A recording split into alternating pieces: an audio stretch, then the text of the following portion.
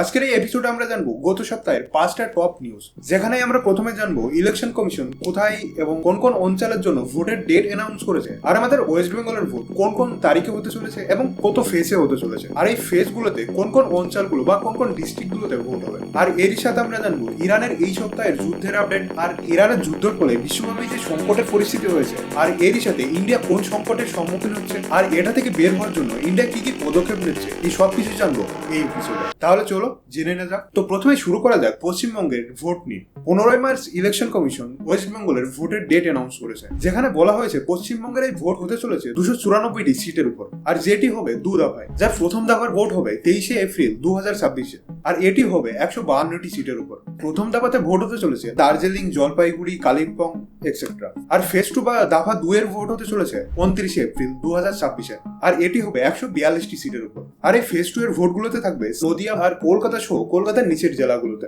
আর পশ্চিমবঙ্গের ভোটের রেজাল্ট বের হবে 4 মেতে। আর এরই জন্য পশ্চিমবঙ্গে আজ থেকে স্টার্ট হয়েছে মডেল কোড অফ কন্ডাক্ট, আর যার শর্ট ফর্ম হলো MCC।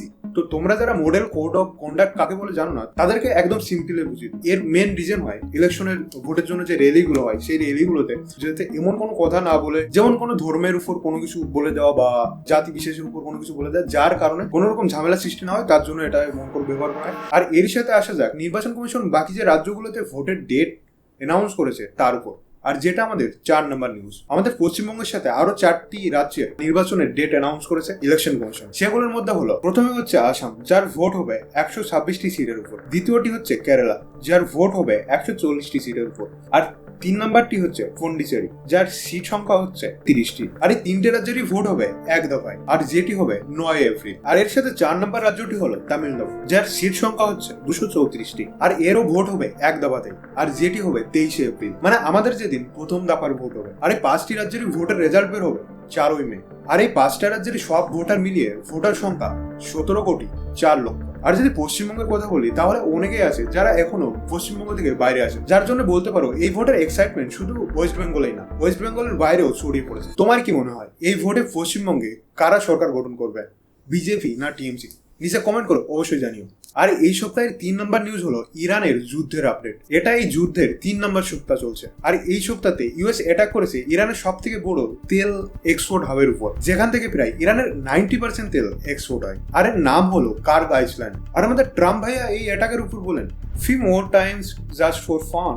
আর এর সাথে ট্রাম্প তার অ্যালায়েন্স চায়না, জাপান, ফ্রান্সকে বলে যুদ্ধের জাহাজ পাঠাতে। চায়না কি সত্যি আমেরিকার অ্যালায়েন্স? নিচে কমেন্ট করে অবশ্যই জানি। স্টেট অফ হরমুজ বন্ধ করে দেওয়ার জন্য গ্লোবালি একটা বড় ক্রাইসিস দেখা দিয়েছে, কারণ স্টেট অফ হরমুজ থেকে এই বিশ্বের 20% তেল পার হয়, আর যার কারণে প্রতি ব্যারেল তেলের দাম $65 থেকে $100 উপরে পৌঁছে গেছে। আর এরই সাথে আসা যাক আমাদের 2য় নম্বর নিউজে, আর যার টপিক হলো এলপিজি ক্রাইসিস ইন বেঙ্গল। এই যুদ্ধের কারণে যে বিপর্যয়, তার ইফেক্ট পশ্চিমবঙ্গেও দেখা যাচ্ছে। আমাদের পশ্চিমবঙ্গে গ্যাসের দাম বেড়ে এখন ডোমেস্টিক সিলিন্ডারের দাম হয়েছে 939 টাকা, মানে যেগুলো বাড়িতে ব্যবহার করা হয়। আর কমার্শিয়ালি যেগুলো বলতে পারো দোকানে বা ব্যবসার ক্ষেত্রে ব্যবহার করা হয়, যার দাম হয়েছে 1950। আর এই গ্যাসের দাম বাড়ার থেকে গ্যাস পাওয়া যাচ্ছে না, সেটাই সব থেকে মুশকিলের ব্যাপার হয়ে দাঁড়িয়েছে। আর এর জন্য 1 নম্বর নিউজ হলো ইন্ডিয়ার যে কূটনীতিক জিত হয়েছে এই যুদ্ধের উপর। ভারতের 2টো LPG tanker safely strait of Hormuz পার করেছে, যার একটির নাম হলো শিবালিক আর দ্বিতীয়টির নাম হলো নন্দা দেবী। আর এই 2টো ট্যাঙ্কার মিলিয়ে রয়েছে অলমোস্ট 93,000 টন